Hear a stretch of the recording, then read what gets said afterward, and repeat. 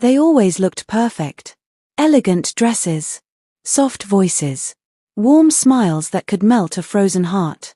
But no one in the city knew where they came from. And no one knew what they did at night. I didn't know either. Not until the night I almost became one of them. People think the scariest thing in this world is seeing a ghost. But they're wrong.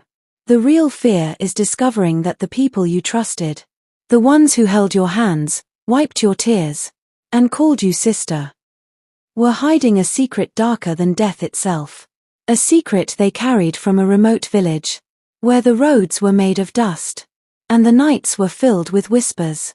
A place where women gained wealth by sacrificing their husbands and sleeping beside their dead bodies until the ritual was complete.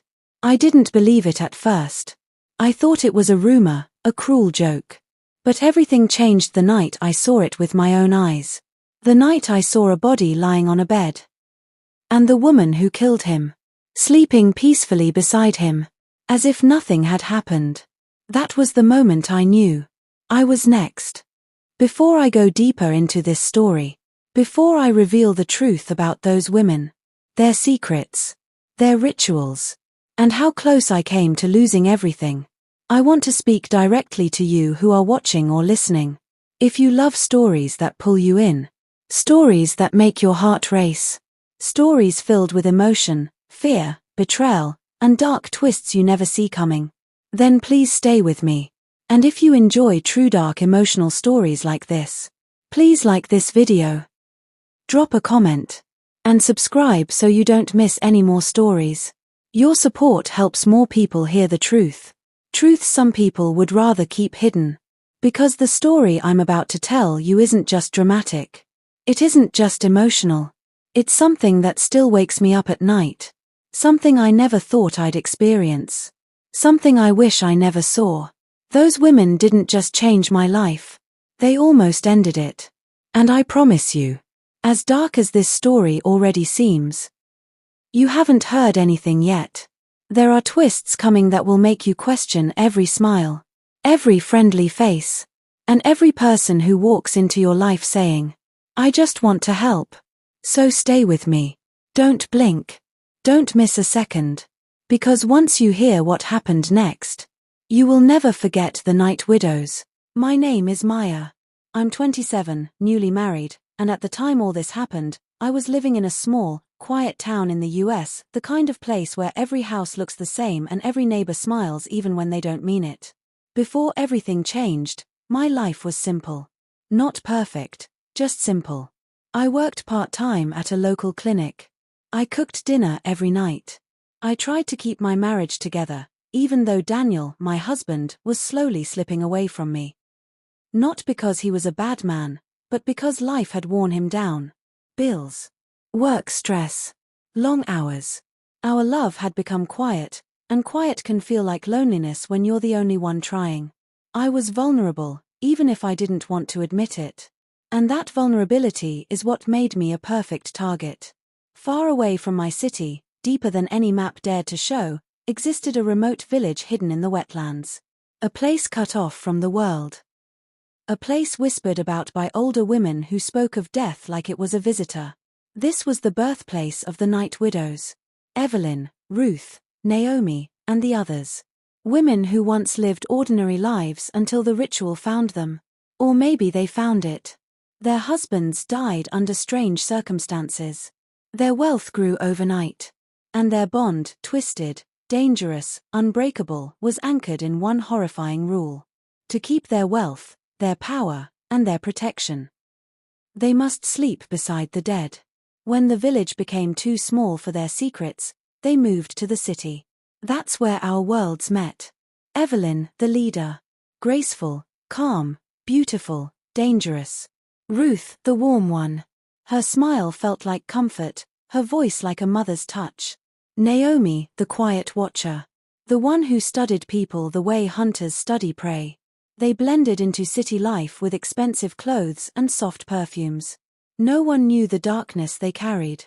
Not until they saw me. And not until they decided I was exactly what they had been looking for.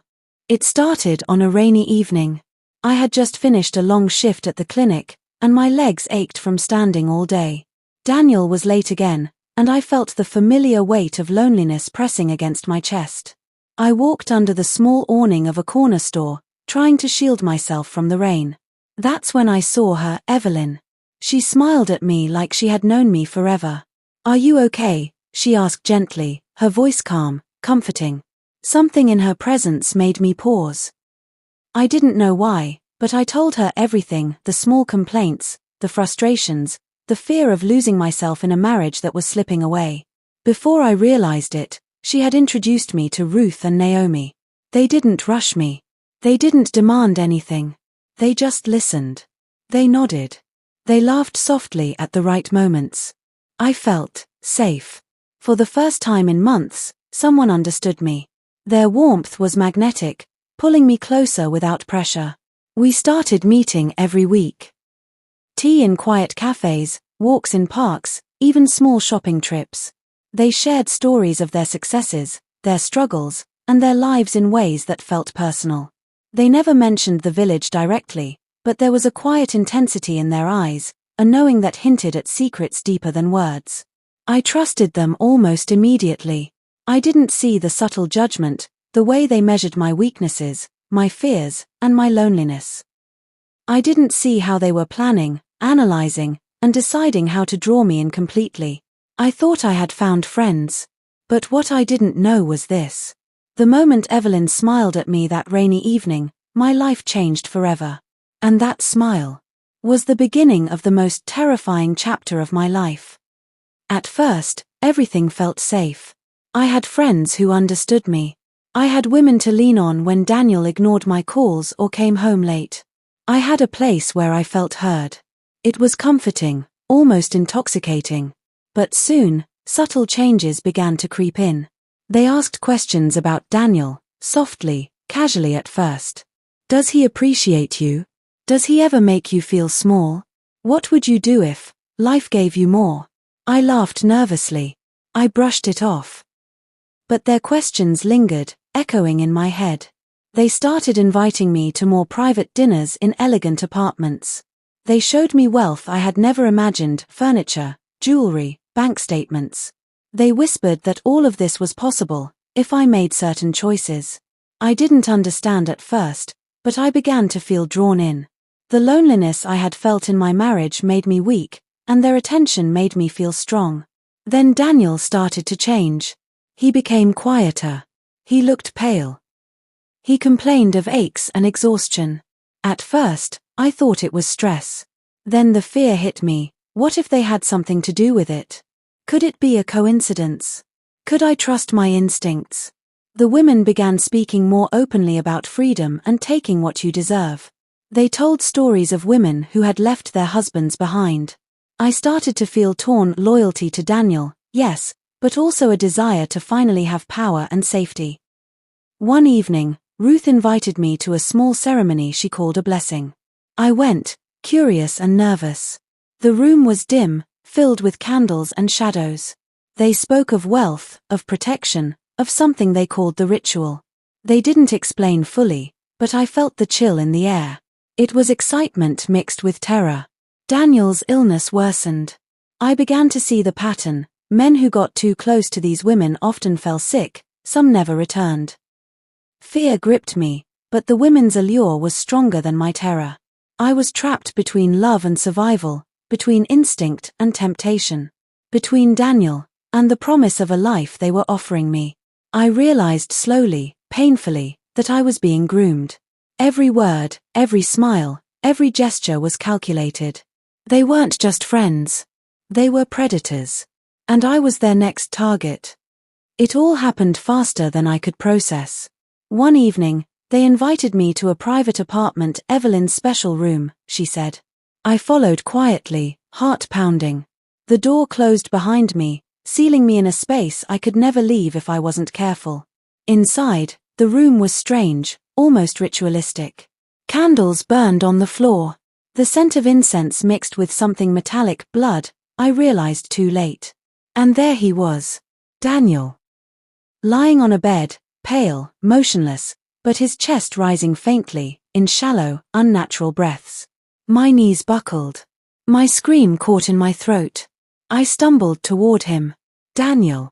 What is this? Evelyn stepped forward, calm, serene, almost maternal in her tone. You've seen enough to understand, Maya. This is how we gain what life owes us. This is the ritual. And soon, your husband will become yours to release, or join. I froze, terror flooding every cell of my body. The women circled the room, slow, deliberate, like predators. Ruth whispered, "It's your turn now. It's the way it's always been done." Naomi's eyes glinted, unreadable, sharp, measuring. I couldn't breathe. I couldn't think. I had to save him. They revealed the final twist, the truth I had never imagined. The husbands were not fully dead. Their souls were trapped between life and death. The women kept them alive in a half-existence to maintain their wealth. Stop sleeping beside them, and everything would collapse. I realized the choice. I could join them, betray my husband, and live with safety and wealth. Or I could fight. I ran. I grabbed Daniel, who barely moved but was alive enough for me to drag him. They lunged for me, voices calm but threatening, hands grasping at my clothes. I pushed, twisted, kicked, anything to get out. The city lights outside never looked so bright. I dragged him into the street, gasping, wet, terrified. They followed briefly, their expressions almost smiling. I knew then that they would not stop. They had built a network, a system, a sisterhood that thrived on fear and death. But I made it out.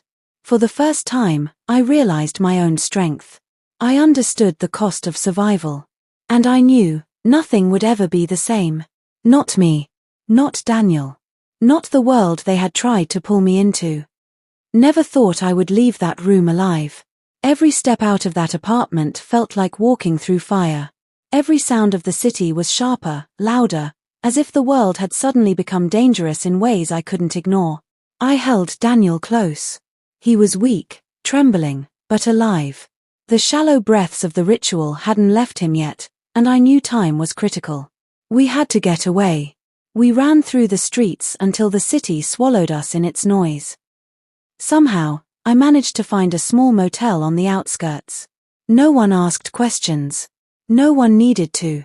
We were ghosts. I called the authorities, but the night widows were too clever.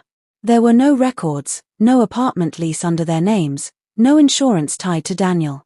They had vanished as quickly as they had appeared. It was as if they were never there. I realized then the horrifying truth: exposing them to the world might not save anyone else, not entirely.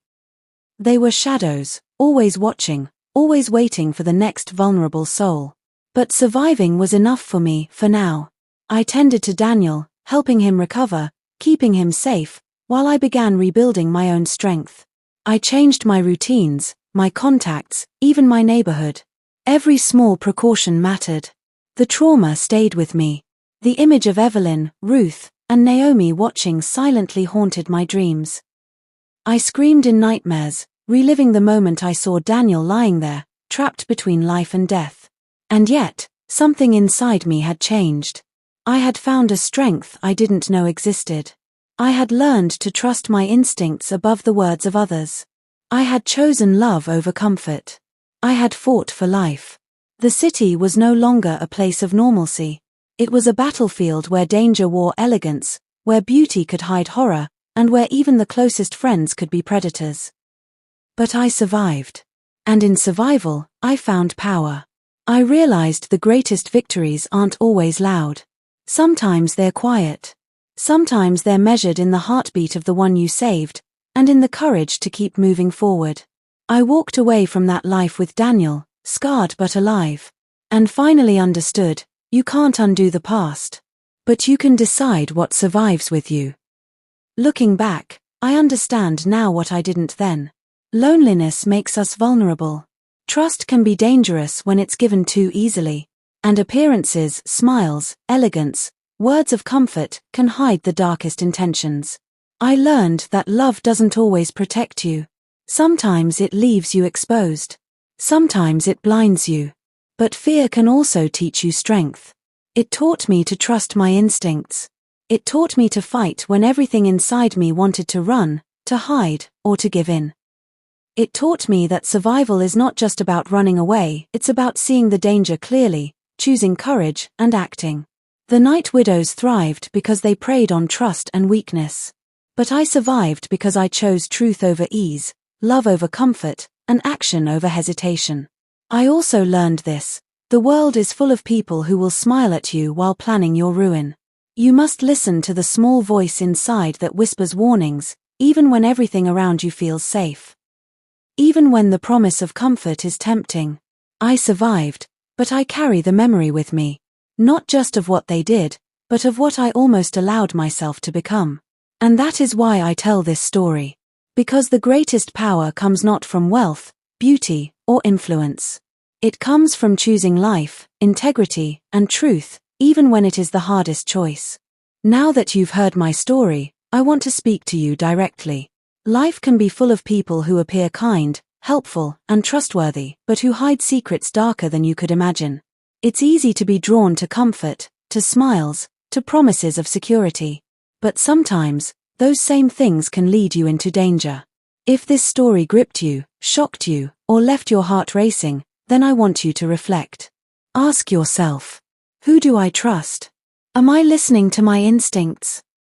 Am I careful about the people I let into my life? And if you love true dark emotional stories like this, stories filled with suspense, drama, and twists you won't see coming, please like, comment, and subscribe. Share your thoughts. Share your fears. Share this story with someone who needs to hear it. Because stories like this aren't just for entertainment, they're warnings. They remind us to protect ourselves, to value life, and to stay alert. Remember, if someone offered you wealth, comfort, or friendship at the cost of another's life, would you take it? Think carefully. Trust your instincts. And never forget, survival is courage, and courage is priceless.